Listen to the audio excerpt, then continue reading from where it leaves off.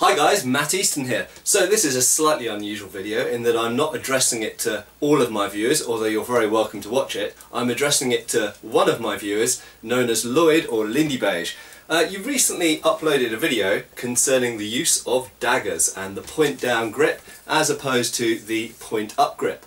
And I'm afraid, much though I love many of your videos, I think you've lost the plot a bit on this one, my old chap. I think, unfortunately, that you're missing a lot of the very important factors behind the use of the point down, i.e. Icepick grip, or the point up grip, and you're overlooking a lot of the reasons for the popularity of the Icepick grip in the medieval period. First up, before I address some more detailed points, I just want to say that both these grips, point down and point up, are featured in medieval treatises, and we are going to look at a few examples here.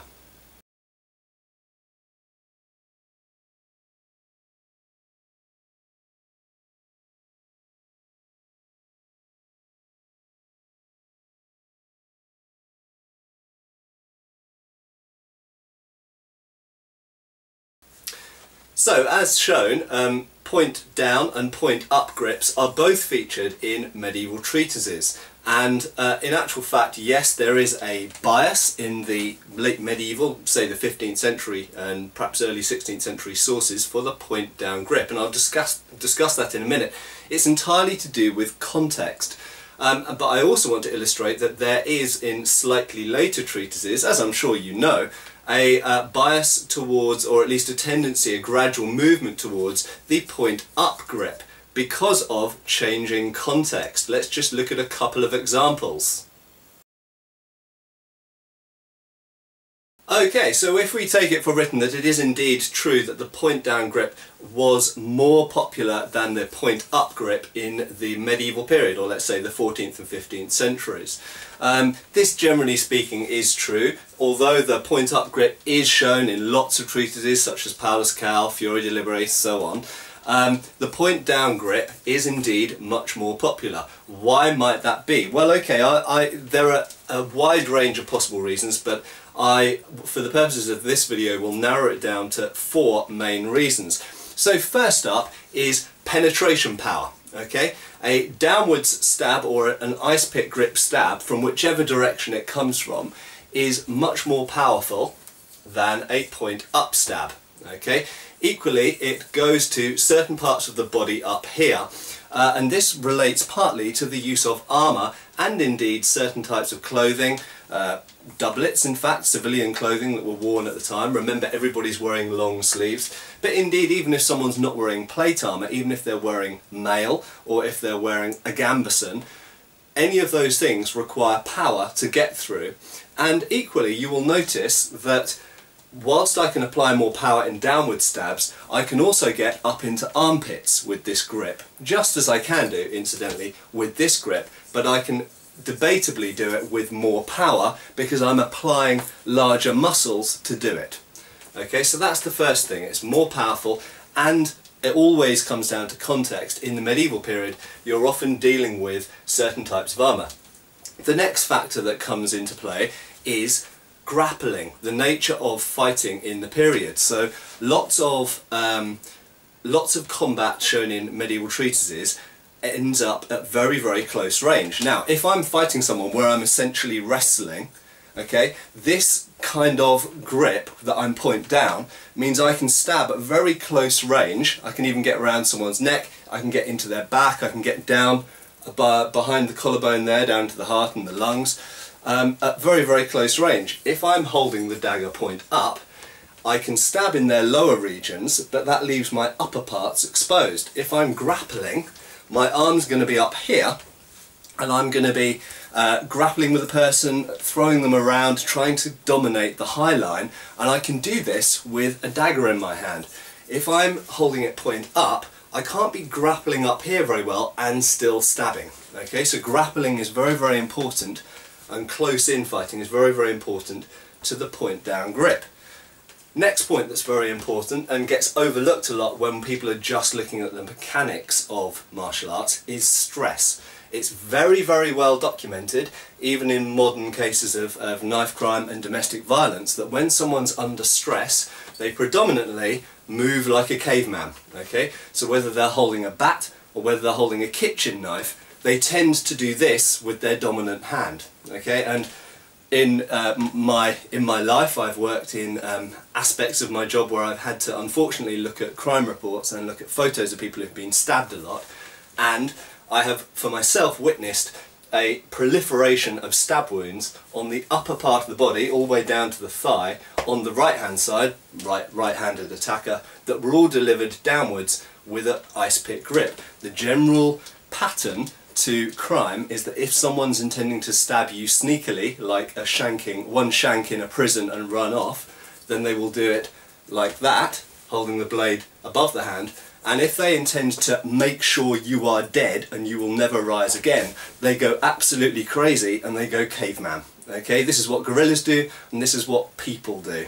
Okay, and the final point I want to isolate and pick on as a contextual reason for the ice pick grip is use of the dagger in a context where weapons are very common. Okay, so if I'm attacking someone who's unarmed, yes, it might make some senses to sneak up and stab them holding the knife as people would conventionally hold a knife or a kitchen knife, or you know how most street knife crime is carried out these days. Okay, however, if I'm in an environment where someone might potentially try and also stab me with a knife, or indeed where someone might swing a sword at me, or a large stick, or a spear or a poleaxe, this grip has a lot of advantages. There are many treatises which show you how to defend yourself holding the dagger in this way.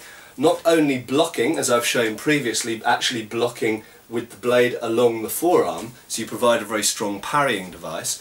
Also blocking things coming straight at you from below in a hooking motion, but indeed remember that you don't only oppose the person's weapons, but you also oppose their forearms and arms and body. Okay?